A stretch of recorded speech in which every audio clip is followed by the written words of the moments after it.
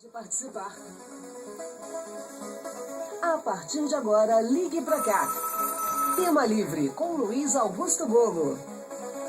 Muito bom dia, o Tema Livre está entrando no ar e hoje nós vamos tratar da expropriação do terreno da refinaria de petróleo de Manguinhos, a única refinaria privada nacional e que agora é alvo de uma desapropriação de terra por parte do governo do estado. O decreto já foi publicado no Diário Oficial, assinado pelo governador Sérgio Cabral, que pretende instalar no local várias unidades de habitação popular para atender a densa população local daquela área de Manguinhos, ali em Jacareí, aquela região ali.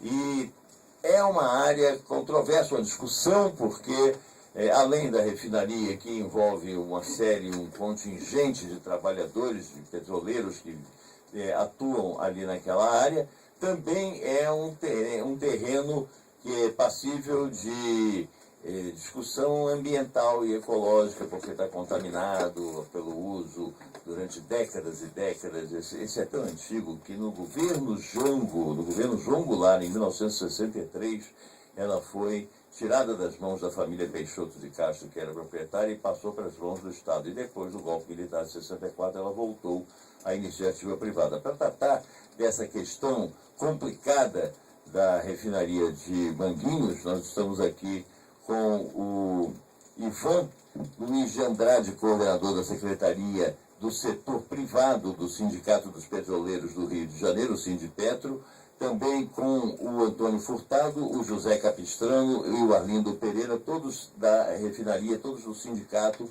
e que vão tratar conosco aqui dessa questão. Bom dia, Ivan. Eu gostaria que você expusesse para o ouvinte o que está acontecendo em rápidas palavras para a gente poder dar início a uma conversa. Em rápidas palavras, bom dia a todos aí, bom dia a você também, nosso operador, nossa querida Luciana. Agradecer primeiro pelo convite para vir aqui até a Rádio Nacional, né, porque é uma grande honra ocupar aqui esse espaço e falar aqui desse microfone que tem uma repercussão não só nacional, que pela web pode ser até internacional também. Então isso aí, esses agradecimentos iniciais. Mas antes de entrar no mérito dessa questão aqui, eu gostaria de apresentar, né, que eu estou aqui com vários companheiros, inclusive vítimas, né, da refinaria, daquele ambiente ali altamente danoso à saúde do trabalhador. Então eu gostaria de apresentar aqui os nossos companheiros, pedir aqui o bom dia do nosso companheiro Antônio Furtado também, que é da Secretaria do Setor Privado, ele e o José Capistrano. É isso aí, e as informações que bom dia primeiro, né? E as informações que a gente traz são informações... Você é o Antônio Furtado? Antônio Furtado. São informações dos trabalhadores, daquilo da consciência que nós temos, o que está acontecendo lá. Companheiro Capistrano. Eu sou o José Carlos Capistrano, também sou uma vítima da refinaria de petróleo de Manguinhos. Bom dia a todos, obrigado pela oportunidade de estar aqui. Meu nome é Celivaldo Bernardo, eu fui operador da refinaria de Manguinhos, mas estou em período de afastamento médico, tá? Também aí assustado com esse fato, aí, com esse acontecimento. Ok, Ivan. Ainda tem mais um aí. Sim. Bom dia. Nós estamos com um coro hoje, é Assembleia. Está bonito hoje. Vai ser bonito o debate. Bom dia, meu nome é Arlindo Pereira Anastácio, tá? Operador de segurança e meio ambiente da refinaria de petróleo de Manguinhos e uma vítima da contaminação do benzeno da refinaria de petróleo de Manguinhos, e sofro também pressão dessa nova direção da refinaria de petróleo de Manguinhos, Grupo Andrade Magro. Pelo que eu estou percebendo aqui, Ivan, só um minutinho, parece que a questão da contaminação ambiental é muito mais grave do que imagina o leigo como eu, por exemplo, que está apenas apresentando que é um jornalista. É muito mais grave do que imagina o governador, que é o demolidor, tá certo? Que está aqui só para destruir. É destruir Manguinhos, é destruir Rua da Carioca, é destruir tudo. É a aldeia Maracanã, mas isso aí é outro papo, tá certo? Ele tem um slogan que ele divulga na mídia, que é o Somando Forças, né? E nós divulgamos o slogan dele verdadeiro, é Somando Farsas. É isso que ele está fazendo nesse governo. Mas voltando aqui para a refinaria de Manguinhos, nós queremos dizer o seguinte: para começar, nós queremos esclarecer a população que ali é uma área federal. Se é uma área federal, ele é incompetente para desapropriar, enquanto governador do estado, ele é incompetente para desapropriar uma área federal. Isso tem que vir, primeiro um acordo para o governo federal aqui passar para o estado do Rio de Janeiro aquela área, tá certo? E depois ele faria o que ele quisesse. Ele pensa que pode fazer o que ele quer. Só que não é assim que a banda toca. Então, essa história é importante porque aquela área pertencia ao senhor Peixoto de Castro, não é? E ele, num acordo com o governo federal ofereceu para ele era dono da loteria, o jogo que tinha, né? Uma loteria. E o governo do estado, o governo federal, vendo que a coisa era boa, né? Que o jogo no Brasil é proibido, mas é bom jogar. Mais uma incongruência aí. Então, o resultado, o governo ofereceu para ele a área federal, e ele... Tá ligado aqui, tá, né? O governo ofereceu a área federal e ele, então, ele pegou a área, o governo pegou a área e passou a loteria. Ele pegou a área e passou a loteria para o governo. Então, a área é de origem federal. É isso que é importante. Agora, essa área, então, claro. Essa área não está, não tem escritura em cartório para a família Peixoto de Castro, nada disso, nem para nenhum particular. Essa área é da União. Essa área é da União. Companheiro, isso é um grande problema, porque quando aconteceu um 4, aí, por volta de 2004, 2003, quando a refinaria ainda era gerenciada pelo Grupo Peixoto de Castro, e que naquela oportunidade eles estavam querendo abandonar aquela situação, os trabalhadores se movimentaram, fizemos alguns atos, percorremos aí alguns cartórios, se lembra disso, né, companheiro? Percorremos alguns cartórios, e na realidade aqueles cartórios não diziam de quem era aquela área, né? Então, se ficou na dúvida. Agora, porque o governo estadual está desapropriando, se conseguiu localizar que aquilo é uma área federal. E pertence a quem?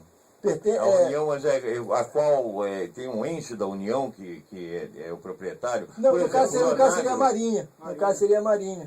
Porque essa seria a Marinha, especificamente a Marinha. Certo. Então, o que se questiona na realidade com referência à desapropriação é que o governo ele não chamou os trabalhadores para discutir isso aqui. E a gente sempre fala aqui que em momento algum a gente está defendendo as direções por ali passarem, em momento algum. A gente está defendendo o local de trabalho dos seus trabalhadores, que o governo, de uma forma abrupta, uma forma aí que não houve diálogo, ele simplesmente desapropriou. E agora me parece que isso serve até de motivo de piada, porque o Estado vai falir em função dos royalties, né? Então aquilo ali praticamente vai parar. O governo não vai ter mais dinheiro para movimentar isso aí, né? Porque ali demanda, segundo eles, um passivo em torno de 200 milhões. E esse documento que saiu aqui da Fiocruz, nada mais é do que aquela certeza que os trabalhadores tinham. Aquela área totalmente poluída. Aquilo ali, a refinaria está nesse mercado há mais de 50 anos. E então, que documento é esse da Fiocruz? Esse documento que aqui... É um laudo? É um laudo? Olha só, nós estamos... a ideia é dar uma sequência ao programa, né? Partindo da origem. A origem é essa que nós estamos tentando resumir o máximo, da área ser federal, né, Marinha, e o governo do Estado de forma truculenta chegar e atropelar. Isso aí para dar essa sequência.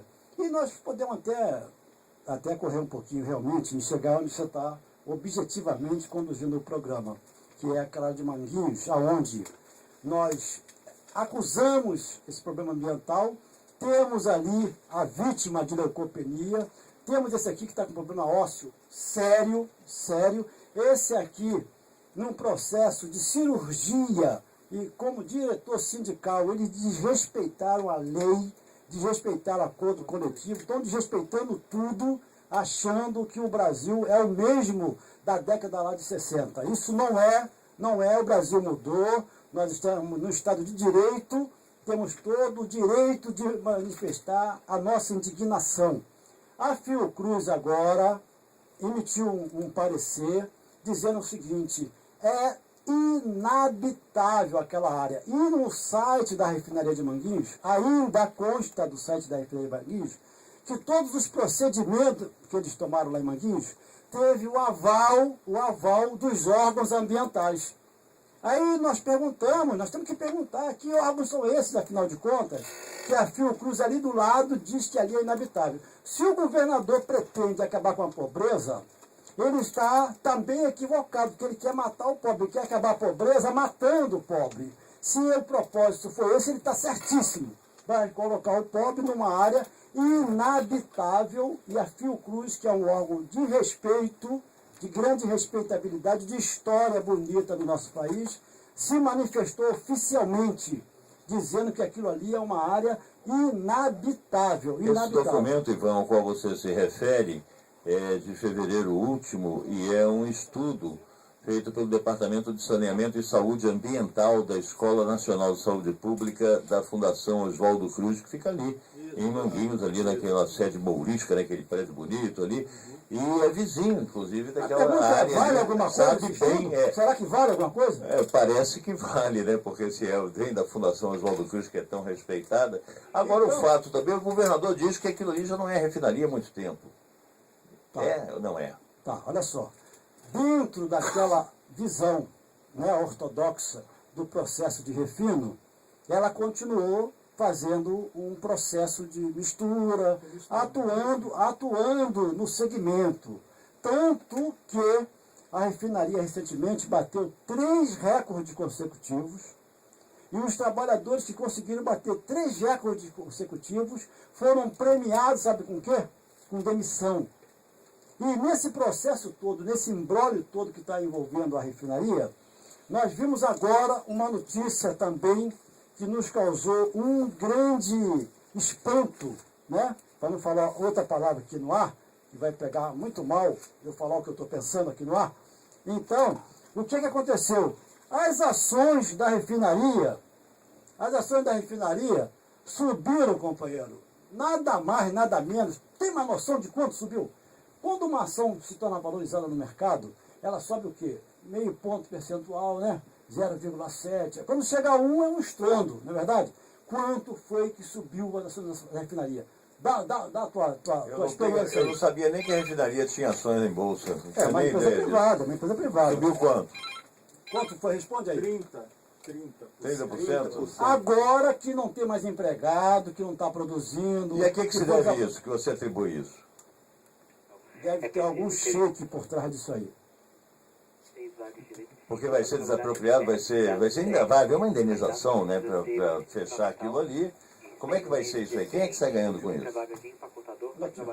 Olha, essa sua pergunta, na realidade, os trabalhadores não têm a menor noção, porque, segundo informações, né, Capistrano, Aline, Bernardo, segundo informações que nós tivemos conhecimento, é de que há um disponível aí em torno de 200 milhões, que seriam, segundo informações, que seriam 170 milhões para a empresa Andrade Magro, que é a controladora, e ali para despoluir aquele ambiente seria em torno de 30 milhões. Então, na realidade, a gente não tem noção de para onde é que vai esse dinheiro. O que nos interessa, neste momento, é saber qual é a postura que nós vamos ter para reverter essa situação, inclusive das emissões, das indenizações e desse processo todo que aqui temos os companheiros com doença.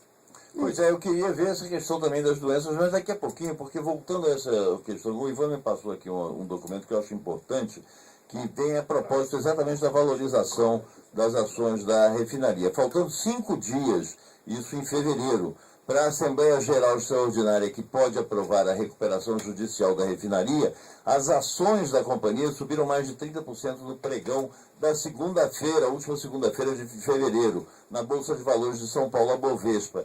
O movimento foi especulativo às vésperas da definição sobre o futuro da empresa. O que a Economática, que é a consultoria privada lá de São Paulo, uma das maiores de São Paulo, registrou é que o volume de negócios foi incomum, chegou a 4.800.000 reais, ou seja, quase 10 vezes a média de 500 mil reais dos últimos 30 dias, o que comprova a suspeita e a confirmação do que você já vem dizendo aí, né, Ivan, que há uma especulação muito grande e há interesses também, Valente, que são interesses bastante nebulosos, porque não estão aí em cima da mesa, ninguém está sabendo direito para onde vai essa grana. Não, né? e todo mundo entende que esse mercado de ações é um mercado especulativo, mas uma empresa que esteja no mercado, né, que esteja produzindo, aí as ações são valorizadas. Agora, uma empresa que demite, e a nossa tônica aqui, o nosso link é com uma frase que tornou aí, jargão de todas as empresas, que é a chamada responsabilidade social. Então, nós precisamos encaminhar uma pergunta para o excelentíssimo senhor governador do Estado de Janeiro, aonde é que está a responsabilidade social desse governador, pô? Porque é inadmissível se demitir 400 empregados, ações da Bolsa que demite subir mais de 30% e continuar todo mundo bem aí no mercado, entendeu? O que parece... E agora, com essa questão dos royalties, que ele diz que vai falir o Estado, que ele diz que não vai ter dinheiro para pagar aposentado, outra falta de vergonha também é essa, dizer que royalty para pagar aposentado, não apresentou até hoje nenhum plano emergencial para evacuar o Estado, não consegue combater o mosquito, pô. Um governador que não consegue combater o mosquito, quer fazer o que com o trabalhador, rapaz? Quer só botar na rua? Agora, a questão dos royalties também está tendo desenvolvimento político em outro nível, antes mesmo do desenvolvimento judicial dessa questão, e depois da derrubada dos vetos da presidenta Dilma Rousseff, já houve, os governadores já estão se articulando, os governadores dos estados não produtores, para ver se consegue uma antecipação do pré-sal, ele contar com o ovo na galinha, né, ainda, né? Mas pelo menos já viram que vão perder, já sentiram que vão perder no judiciário a inconstitucionalidade. Eu queria voltar um pouco aqui para nós falarmos dos companheiros que adoeceram trabalhando nessa área que o governador quer utilizar para a construção de residências, unidades matar os pobres. habitacionais populares. Quem é que pode falar aí? Primeiro, fala mais perto. Ele está em pior condições, inclusive, aí. Pois é, em 2000... Qual é o seu nome? Celivaldo Bernardo. Conhecido como Bernardo. Bernardo. Fala, Bernardo. Eu fui surpreendido em 2004, né, com uma fratura patológica de fêmur. Durante o período de folga, eu era operador de refinaria. E não ainda foi comprovada a relação dessa doença com a atividade lá em Manguinhos, de um operador. Até porque eu já vinha de outras experiências profissionais do Extrema Petrobras. Mas aconteceu isso aí, e agora? Essa doença tem seus desdobramentos, porque ela opera no campo metabólico, né? Então ela está no sangue, o sangue começa a sequestrar a cálcio dos ossos e vai gerando fraturas assim, espontâneas.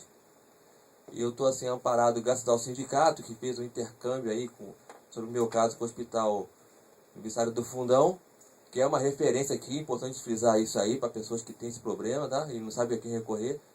Então nós chegamos até o Hospital do Fundão, fomos prontamente atendidos, estamos sendo assistidos pelo sindicato, pelo setor médico do Sindipetro RJ e pelo setor de doenças, ambulatório de doenças osteometabólicas do Hospital do Fundão, e lá vem me tratando. Você está impossibilitado de trabalhar? Estou afastado pelo INSS por 9 anos. Sei. Mas continua na luta com os companheiros aí, somando forças, né, tentando ajudar, porque a gente... Não é somando farsa, não. Somando forças, agora é na real.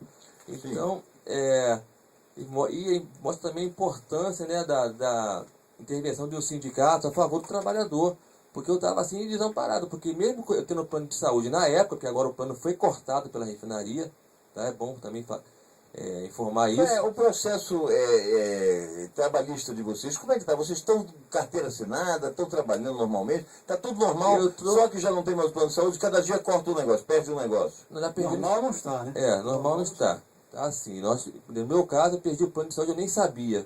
Fui fazer uma consulta, o plano estava cortado. Quer dizer, eu mesmo sendo assistido pelo SUS, né? Que também não é muito bom, porque, por exemplo, eu mesmo estou com uma consulta marcada para setembro desse ano, lá pelo SUS. Ele está muito longe. Mas eu, paralelamente, ia recorrendo ao plano de saúde, né? Claro. Ivan, quem é que é o patrão hoje, hein?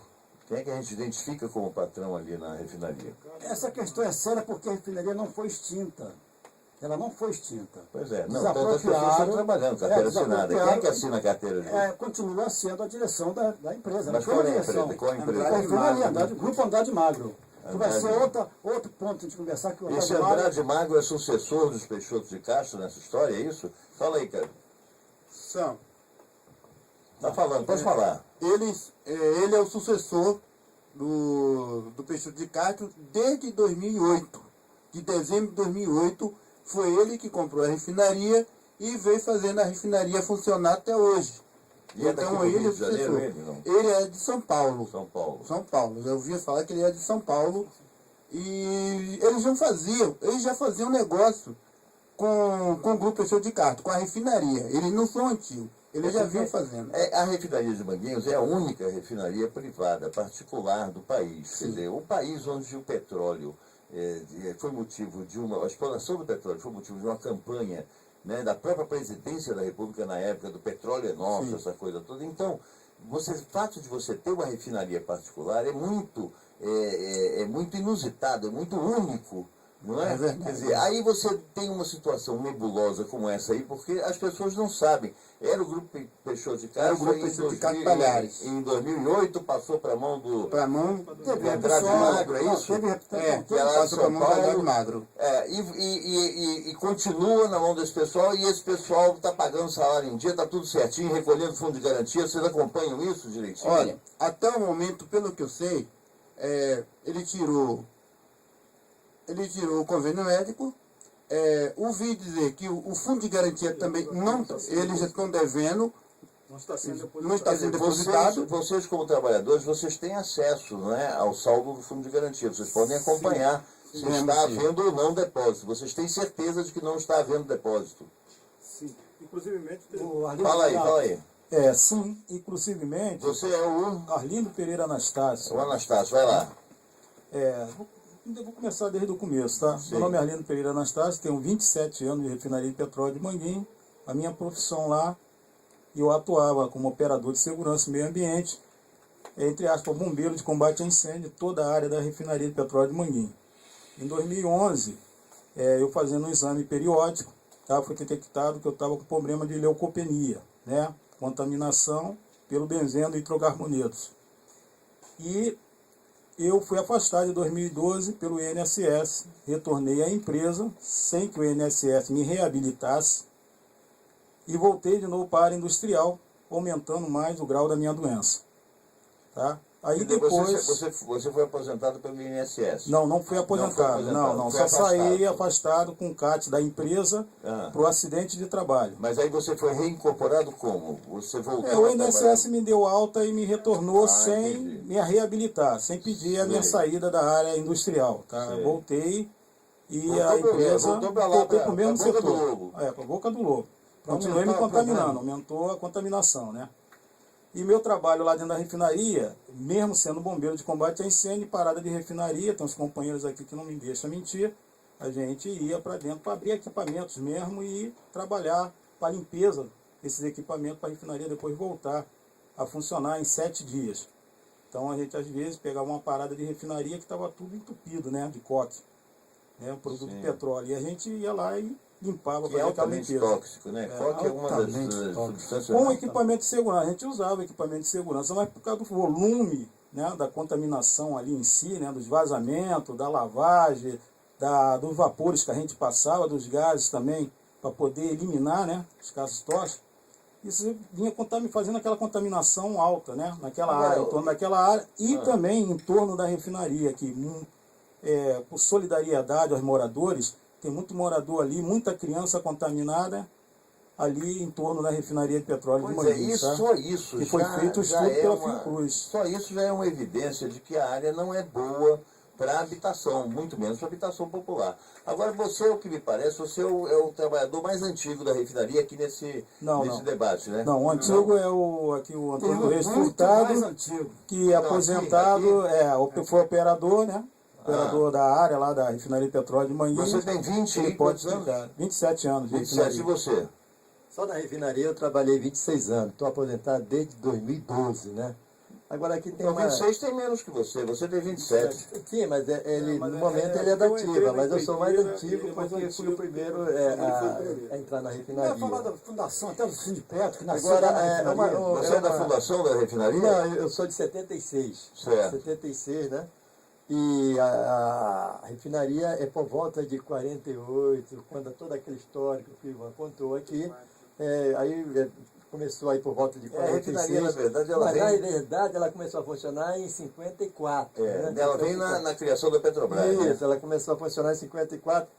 E aí, houve um fato interessante que os companheiros começaram a perceber que era necessário a sua unificação. Fundaram uma associação que depois dessa associação veio a ser essa casa que a gente chama Sindipetro Rio de Janeiro. Né? Ela foi fundada, o Sindipetro foi fundado dia 23 de março de 59. Então toda essa luta já parte desses companheiros.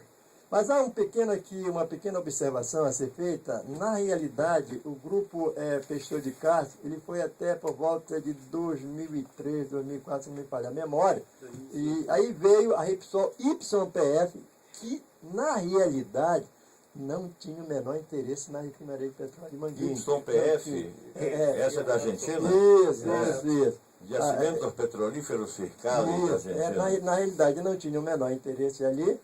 Pois também estava sofrendo um processo de dilapidação lá mesmo. Com certeza. Tá E aí o que difícil ela vir pra aconteceu? cá, né? Aí o que aconteceu? Quando foi em 2007, mais ou menos, aí o Andrade Magro veio, comprou a refinaria, que a gente não sabe como é que foi esse processo, né? Até hoje a gente não sabe. Eles dizem aí num valor de 5 milhões, numa área, de quê? 5 milhões de reais, numa área, pelo menos foi essa informação, a gente não tem dados nenhum, não tem papel. Então a gente fica assim, sem ter uma noção de que realmente isso é uma realidade. Aconteceu esse fato, a refinaria o Andrade Magro veio, mas também não tinha aquela visão de refinaria, entendeu? Aí o refino acabou, eles dizem que produziu, e é uma coisa até um fato super interessante, que eu fui operador de transferência durante 26 anos, pelo menos eu sei alguma coisa, né? E eles diziam que fazia o refino, mas isso é uma outra discussão que a gente... Pois é, uma coisa que eu queria também levantar aqui é que essa realidade da refinaria, ela está vindo à tona agora em função dessa desapropriação, desse anúncio, dessa investida do governo estadual. Mas, pelo que vocês estão contando aí, essa situação de degradação ambiental, essa situação de risco trabalhista, de saúde para os funcionários, já é muito antiga. Por que é que só agora esse assunto veio à mídia, veio a conhecimento público? Por que é que só agora o Sindipetro está se metendo nessa história? Como é que é? Eu não estou entendendo isso, entendeu? A questão do Porto Maravilha, no nosso entendimento, o Porto Maravilha tem tudo a ver com isso. Porque aquilo ali é uma área muito grande. Você vai geograficamente vendo ali o Porto Maravilha, você vai vendo que existem grandes projetos. Alguns estão começando a submergir agora, né? A criação de 2 torres enormes lá pelo Sheik Batista. Sheik não, pô, esqueci. É Eike Batista, não é Sheik. Entendeu? Então, está acontecendo, que agora na mídia estão usando o nome de Sheik, aí a gente acaba confundindo. Então, estão acontecendo vários processos ali. E você imagina uma área como aquela da refinaria. Imagina uma área como a GPC Química, área geográfica, área física. Eles pegando a refinaria de Manguinhos, já estão causando uma grande dor de cabeça lá para a GPC Química, que é uma outra área física muito grande. Por quê? A GPC Química depende da parte da eletricidade lá da... A GPC Química é o quê? É uma petroquímica. É uma petroquímica, mas essa é estatal. Não, uma petroquímica também é do grupo Peixoto de Castro. Na realidade, então é uma é continuação. do lado da Avenida Brasil. Sim, mas é do Peixoto de Castro É do também. Peixoto de Castro, que na realidade foi a única petroquímica que ficou. Eles saíram da refinaria, venderam a refinaria. Mas ficaram do outro lado da rua. E utiliza a energia elétrica de lá? Porque a energia elétrica vem da refinaria de petróleo de Manguinhos. Né? Como era do grupo? Porque, na realidade, era uma complementação. Né? Era Manguinhos e posterior seria Sim, eu imagino que fosse uma planta só, uma coisa não, só. são diferenciados. Não, eu digo uma planta só, que eu digo é que é a mesma atividade, tem uma unidade aqui, uma unidade ali, do outro lado da rua. São atividades diferentes. Então, alguma matéria-prima vinha da refinaria, como nafta e outras coisas. E a principal, que é a energia, que vem de Manguinhos. Nesse caso, por exemplo, em acabando Manguinhos, que na realidade Manguinhos não acabou, tem que ser dito, Manguinhos não acabou, ela não está em falência, ela está sendo desapropriada. E com esse sucesso aí pode reintegrar todo mundo. Tanto que o Ivan falou aqui no início do programa que ela está dando lucro, né? Um lucro que nunca deu antes. E as ações na Bolsa mostram que ela está superavitária, que ela está, ou pelo menos a especulação em torno dela gera lucro, né? Na verdade é essa aí. É esse que é o caminho. Agora, Ivan, com referência ao que você falou, no que envolve os trabalhadores, no que diz respeito à doença, o sindicato está envolvido nisso, o sindicato questiona, o sindicato tem secretaria específica, e no passado já se envolvia, como é o caso do companheiro Bernardo. Né? Agora, algumas coisas aconteceram e os trabalhadores se envolveram nesse questionamento, foi quando aí por volta de 97, 98, né, começou a aparecer na refinaria uma palavra chamada leucopenia. Leucopenia. Que é esse o grande malefício que trouxe para os trabalhadores, que é o caso do companheiro Arlindo, e outros companheiros. Mas só que naquela oportunidade a gente não tinha dimensão do que era aquilo ali. Tá? Quando as pessoas começaram a se afastar, várias pessoas se afastaram, foi aí que nós começamos a perceber o que era leucopenia, o que malefício trazia a leucopenia, que é de origem desses do flueno, chileno, essas coisas. Agora, uma coisa também que eu queria ver aqui, voltando a essa questão, é que você trabalhava na área, o Arlindo, que é você que está com leucopenia, que diagnosticada, era a área exatamente de preservação ambiental, ou de cuidado ambiental daquela atividade, não é isso? Quer dizer, nunca houve esse cuidado, então? Porque se quem está responsável pelo cuidado é o primeiro a cair, é porque a coisa não está sendo cuidada direito, então. Olha só, eles começaram a trabalhar nessa área ambiental quando foi questionado pelo governo e pelo sindicato, né? Quando como foi o companheiro falando ali, foi em 1998, não foi? Por aí assim, mais ou menos. Na verdade, isso vem de uma consciência ambientalista, digamos assim, que vem da Eco 92, essa coisa, a partir dali... a partir por aí. Né? E uma parte importante é o seguinte, toda semana, nós paramos o nosso carro na porta da refinaria, já foi feito acampamento na porta da refinaria, ficaram 5 anos ignorando acordos coletivos. Então o sindicato fez acampamento ali na Vila Brasil para chamar a atenção da mídia, da imprensa, todo mundo. O sindicato vem anunciando várias tragédias, quer dizer, aquela frase da tragédia anunciada, sim. Nós estamos vindo anunciando várias delas, inclusive na GPC, com relação ao pessoal de turno, e são detalhes importantes que a gente pode falar depois aqui. O sindicato vem alertando. Se os órgãos ambientais, como você elaborou muito bem a pergunta, se eles ficam de maneira aí que não cabe aqui agora mencionar também, né, autorizando a continuidade das atividades. Se o governador do estado levantou a questão, criar uma dívida de 200 e tantos milhões de ICMS, tudo isso só surgiu agora por quê? Por causa do Porto Maravilha. Não tem outra explicação. O interesse fundiário, né?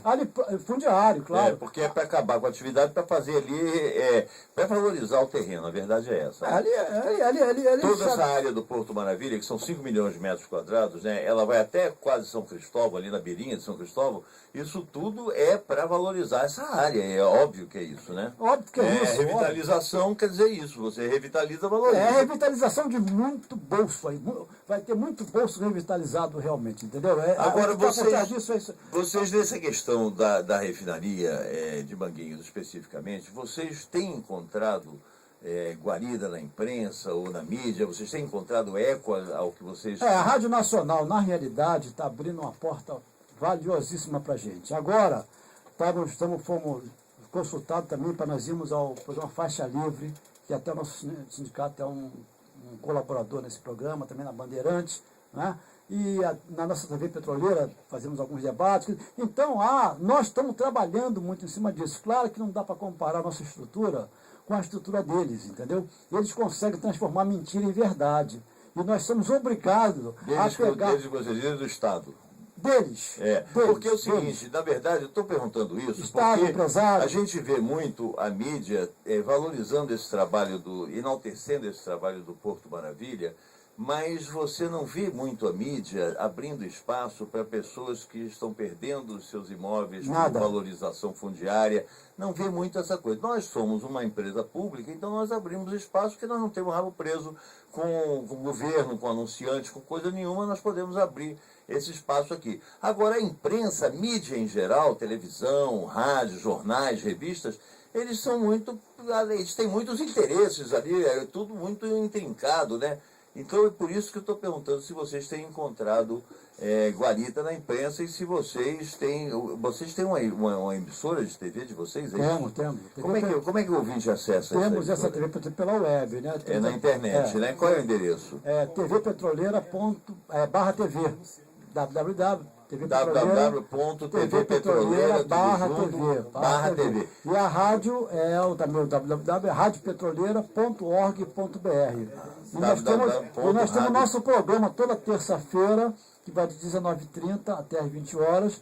E como nós viemos anunciando essa nossa vida aqui, a Rádio Nacional, eu acho que colaborou muito para o nosso pique de audiência ontem, que nós batemos todos os recordes da história da nossa rádio. Esse programa de vocês, onde é esse radiofônico? A nossa televisão e a nossa rádio e a nossa agência petroleira de notícia, elas ficam ali na Presidente Vargas, 502, 7º andar. Sim, e esse programa de rádio que você falou que bateu audiência, recorde de audiência, ele é transmitido aonde? Lá também na nossa Rádio Petroleira. Na Rádio Petroleira. Toda terça-feira, de 19h30 às 20 horas, como está aqui no nosso... 19h30 às 20 horas. 20 horas. Contamos com vocês lá também. Queremos ir à forra. Vocês estão esvaziando a audiência da Voz do Brasil, hein? Isso é um perigo, né? Mas lá é a voz do brasileiro. É a voz do petroleiro, pelo menos. Vamos abrir espaço para ampliar o leque. O Brasil como PJ, né? Uma pessoa jurídica, entendeu? É verdade. E o brasileiro está à margem. É PF. É PF, pessoa física e prato feito. Também. E muito bom. Deve ser muito gostoso, né? Porque cada dia que passa é o INSS que está superávit. E aí eles pegam o superávit, conseguem transformar em déficit para atender ao superávit primário, para satisfazer banqueiro. É o lucro da Petrobras, que uma boa parte sai para o superávit primário, para atender o sistema financeiro, para atender a banqueiro. E tudo que o Brasil produz hoje, a nossa querida Maria Lúcia Fatorelli, que seria bom vocês fazerem uma entrevista com ela aqui, ela está criando no Brasil todo a auditoria da dívida. No Brasil todo, ela participou dessa auditoria no Equador.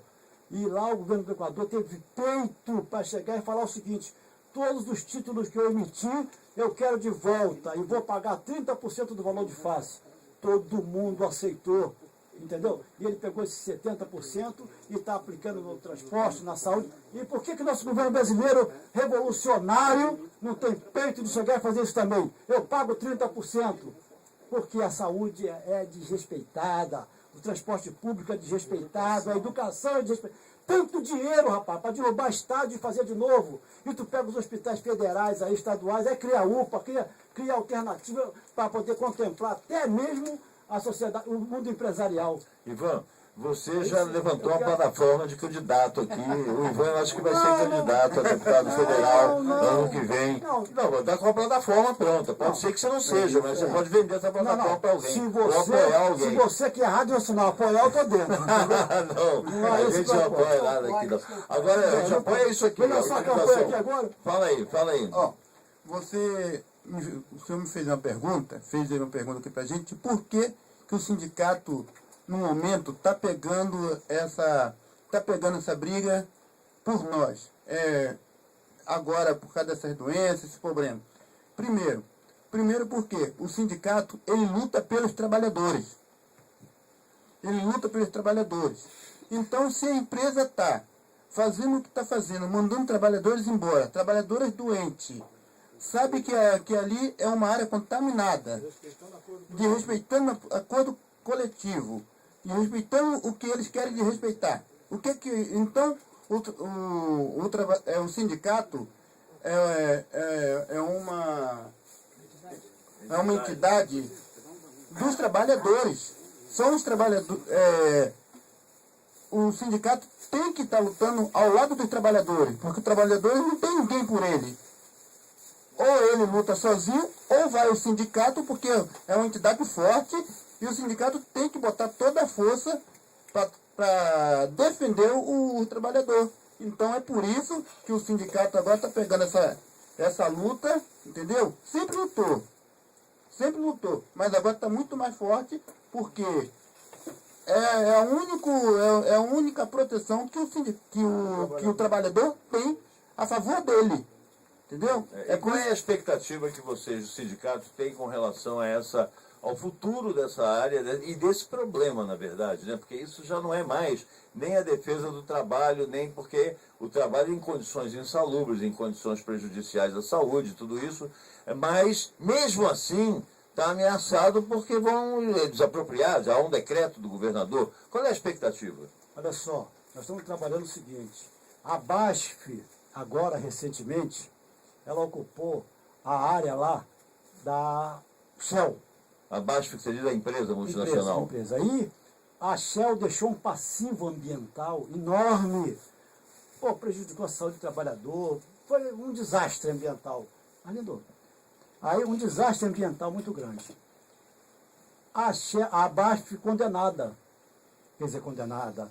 Ia ser julgado. Estava para ser julgado agora recentemente. 1 bilhão de depósito do Fundo de Amparo ao Trabalhador. A BASF vai e chama a Shell como solidária. O que é que nós estamos conversando? Pegar esse governador demolidor que está aí, né? E fazer o seguinte, transformá-lo, criar esse vínculo de solidariedade pela irresponsabilidade social, pela irresponsabilidade ambiental também, e meter-lhe uma ação milionária, tá certo? E dividir essa solidariedade entre ele e a direção da refinaria de Manguinhos, entendeu? Isso é uma coisa que nós estamos trabalhando e temos como fazer, que hoje isso é midiático. O sindicato, na verdade, tenta agora responsabilizar o governo do Estado por omissão, porque não fiscalizou, e a Peixoto de Castro e seus sucessores pelo estrago que fizeram lá e pelas condições subhumanas de trabalho. E você vê como a Fiocruz fala, é inviável, é inabitável o ser humano usar aquele espaço. Nós temos um exemplo que eles comentaram conosco, de pessoa até do ramo administrativo. Conta aqui rapidinho essa história, Furtado.